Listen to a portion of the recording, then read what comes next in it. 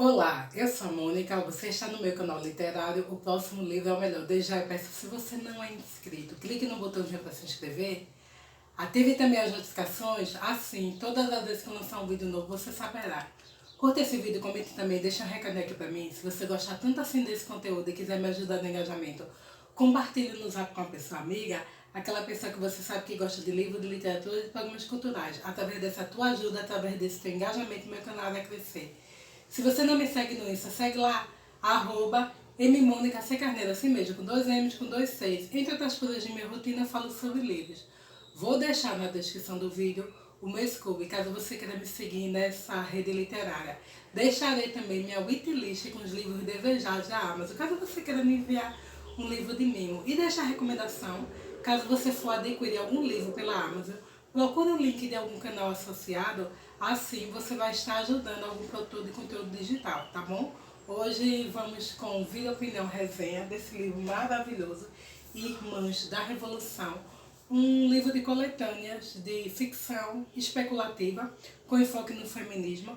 E a história que eu li essa semana, ela tem por título As Filhas da Gramaticista. Ela foi escrita por Eleanor Arnoldson no ano de 99, né? 1999, naquela virada de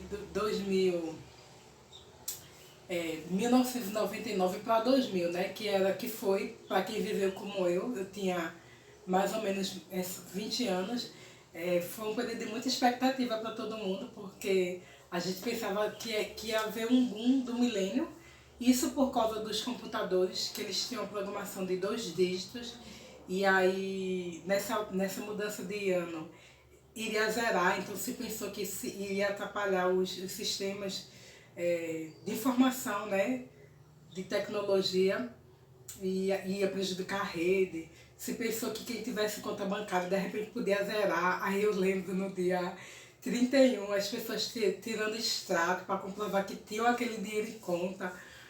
E nada mudou, não teve nada diferente. E fora que assim, pra gente que viveu sabe disso, existiu também o lado da especulação em relação a ao mundo se acabar. Tinha profecias várias, diversas, e que nessa mudança do ano de 99 para 2000, o mundo ia se acabar, ia virar um apocalipse, e vários profetas, Jesus e companhia, iriam voltar à Terra, e nada disso aconteceu. Foi muito icônico, né? E a literatura, ela foi também na época, e as mídias televisivas exploraram muito esse lado, até mesmo com a ficção, com novela, eu lembro de hoje, série, tudo que trazia esse modo foi interessante, foi interessante. Mas tirando essa mudança de calendário, essa história foi bem interessante e bem diferente de tudo que eu já li aqui, né? Porque vai contar a história de uma mulher que ela é uma gramaticista e ela tem 5 filhas. Ela mora numa cidade que não existe mais, então a autora frisa que nem vale a pena citar, porque se não existe mais. E ela vive lá com 5 filhas dela. Ela fica viúva, e depois que ela fica viúva, ela fica com uma grande preocupação em como se manter e manter essas filhas. E as filhas comungam da mesma opinião da mãe, entendem a sua preocupação, e elas começam a se aventurar para sair do local onde elas vivem, da cidade, para tentar a vida, ganhar a vida de outra maneira.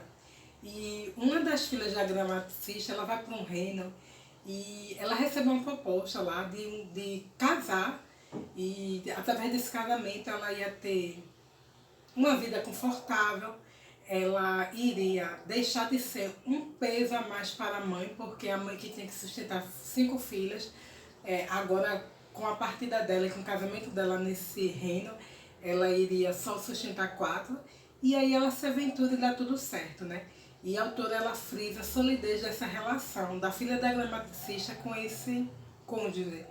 A segunda, ela também copia a irmã e vai em busca da sua felicidade e tentando trazer à mãe uma diminuição dessa carga financeira e da responsabilidade de prover e sustentar toda a família, uma família numerosa, né? Uma mulher com 5 filhas e agora com 4. E aí ela também faz a mesma coisa que a irmã. Ela vai para algum reino e tenta casamento. Só que lá tem vários pretendentes, filhos do rei, mas existe uma princesa que faz essa proposta a ela, que se ela decidir casar com a princesa, ela vai ter muito êxito, vai viver bem e a sua vida vai ser uma vida despreocupada, né?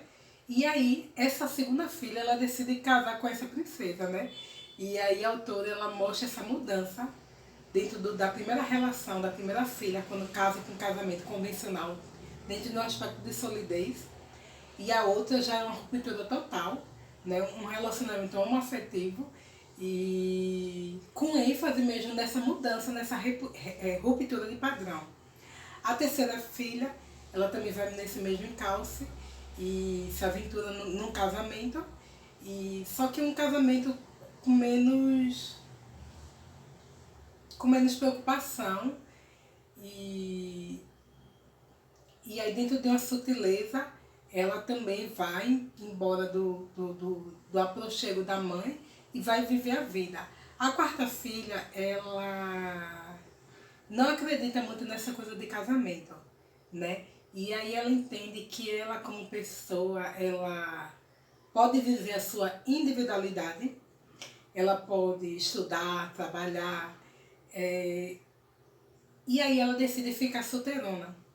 E ela entende que ela consegue se manter, se prover, consegue ser respeitada no local que ela vai, porque ela vai também para um outro local, distante de sua mãe, e que ela vai ser respeitada na sociedade, vai se manter, e ela não pensa mesmo em casamento, ela decide ficar solteirona, né? E a quinta filha, ela também vai nesse mesmo encalce de fazer essa ruptura com a mãe, através da saída da cidade onde ela mora para um outro reino, mas aí ela não acredita mais nessa coisa do casamento convencional com um homem e uma única pessoa. E aí ela se aventura em vários relacionamentos. Ela decide vivenciar vários tipos de relacionamento. E aí o que, ao meu ver, a autora está trazendo a figura do poliamor, que é muito comum hoje, mas eu imagino que na década de 90 não era. E é interessante isso. A história narrativa é uma fábula, né? Porque ela se utiliza de figuras de linguagem. As filhas da gramaticista, elas brincam entre preposição, verbo, pronome, sujeito, substantivo. E é bem interessante isso, o texto, quando ele vai tecendo as narrativas, do jeito que eu trouxe para vocês, mas com enfoque nessa conjugação gramatical, mas mostra as várias relações de sociedade que uma pessoa pode viver em sociedade. Talvez hoje, para quem leia esse texto, ache um tal ok pensar nessas múltiplas possibilidades de uma relação afetiva, de um poliamor, de uma mulher dizer que não foi feita para o casamento e prefere estar bem só, solteirona.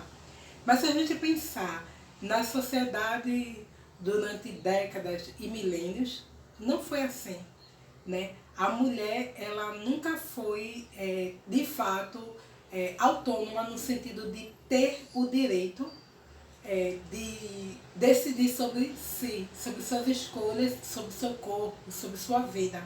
Né? Se a gente pensar que há um tempo atrás, há 200 anos atrás, vivíamos sob a égide do patriarcado, em que a mulher ela era propriedade do pai, e depois essa propriedade ela seria transferida através do casamento, ela seria propriedade do marido, inclusive os filhos, ela não tinha autonomia sobre os filhos, ela teria... os filhos também eram considerados propriedade do homem, do marido, do cônjuge. A gente entende que essa mulher ela não tem liberdade. Eu estava pensando o seguinte, que no período vitoriano, até o homem mesmo, com toda a liberdade que ele sempre gozou em sociedade, ele não tinha tanta tanta liberdade como existe hoje, porque no período vitoriano, por exemplo, a homoafetividade era crime. Um homem que fosse descoberto que ele vive uma relação afetiva, ele seria preso e durante um tempo. Então, assim, se a gente pensar que nesse período vitoriano, 1800 e tarará, nem mesmo o homem ele tinha essa total autonomia sobre o seu corpo, imagina a mulher, né? Aqui no Brasil mesmo, mais ou menos na década de 40, que a mulher começou a ter um pouco de liberdade, começou a ter uma abertura em relação às nossas demandas de liberdades individuais e coletivas por causa do feminismo, mas ainda tudo muito sutil, né? As nossas avós viveram uma época em que a mulher ela tinha que ter autorização do marido para tudo, inclusive para trabalhar fora. E hoje, atualmente, existem sociedades que são assim. É muito comum, por exemplo, aí eu vou dar um exemplo que eu conheço, porque eu tenho uma amiga que mora lá. Eu tenho uma amiga que é brasileira, mas se converteu ao islamismo. Ela é casada com um turco, ela mora na Turquia. E lá na Turquia, por exemplo, a mulher, se ela for casada, ela só trabalha se o marido autorizar. Né? No Brasil, há 100 anos atrás, menos que isso, talvez, isso também era exigível. Né? Então, eu achei a história bem interessante, apesar de curta, porque a autora ela sim, foi bem usada, Eleanor, no sentido de trazer as várias relações que uma mulher poderia ter.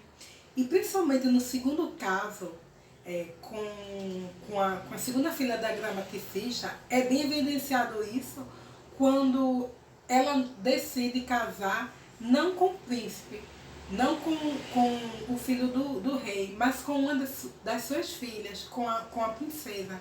Né? Imagino que um escândalo, talvez na época, não sei, uma autora estadunidense, mas a gente sabe que hoje está muito plural, até a ficção tem explorado muito essa questão da homoafetividade.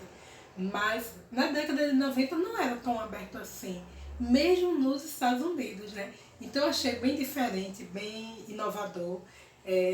Ela trouxe também outras formações de família, que é a questão do poliamor e a questão mesmo da mulher querer ficar só e mesmo decidir não contrair núpcias, que pra gente hoje, no dia de hoje, é muito comum. E tá um ok, a mulher, quando a gente escuta a mulher dizendo que não quer ter filho, não quer casar, mas se a gente pensar que até a década de 80 as mulheres eram preparadas para casarem e serem mães, né? É uma ruptura muito grande. Eu separei um trechinho do texto, que é interessantíssimo, deixo essa recomendação, mas só para vocês inferirem um pouquinho sobre a obra e ficarem com um gostinho mesmo de ler essa história. Deixa eu tirar o óculos, que o óculos não favorece o longe, é uma lente para distante. Os habitantes locais dançavam ao redor dela. A rainha do país chegou no camelo branco de corrida. Escolha qualquer um de meus filhos ou filhas. Você fez por merecer um casamento real. A família real se enfileirou na frente dela. Belos rapazes e donzelas adoráveis, todos agitados e inquietos devido à influência dos verbos. Todos menos um, percebeu a segunda filha, uma donzela, alta que se mantinha imóvel, embora com esforço evidente. Enquanto os outros filhos reais tinham olhos que lembravam coças ou camelos, os dela, apesar de escuro, eram aguçados. A filha da gramaticista se voltou para ela. A donzela disse: sou a princesa herdeira, case comigo, você será consorte de uma rainha. Se quiser filhos, um de meus irmãos se deitará com você. Se tivermos sorte, teremos uma filha para governar depois de mim. Mas não importa o que aconteça, eu a amarei para sempre, pois você salvou o meu país da inanição. Que texto interessantíssimo, né?